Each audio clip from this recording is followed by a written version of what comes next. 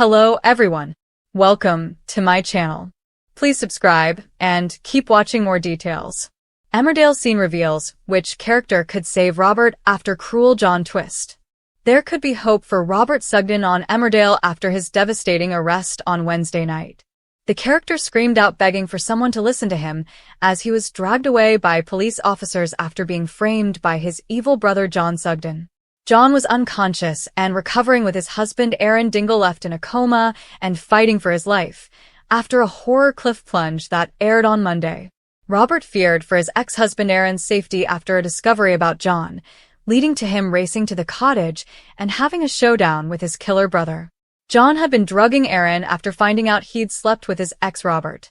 Events led to Aaron finding out the truth about John's crimes and trying to get him to confess to the police only for Robert's arrival to spark John's revenge. John dragged Aaron off of a cliff with him, leaving them both seriously injured. In the fallout on Wednesday, Robert raced to Aaron's aid before calling for help. But moments before the fall, John had called the police and claimed Robert was trying to kill him and Aaron. At the hospital, as Aaron and John's loved ones waited for news, they all turned on Robert. As Robert told them everything, from what happened to John possibly hurting missing Mac Boyd, no one believed him. His sister Victoria couldn't back him up, as Aaron's mother Chaz Dingle harshly claimed this was all Robert's fault and that he'd pushed them. Soon the police arrived and Robert was begging for anyone, to believe him. But no one did, and Chaz even smirked as Robert was arrested for attempted murder. Robert screamed out in panic as he realized he had been framed by John and that there was no way currently of proving his innocence. As he begged to be let go, scared of going back to prison, he shouted at Chaz and Victoria to believe him and realize the truth about John, but they ignored him.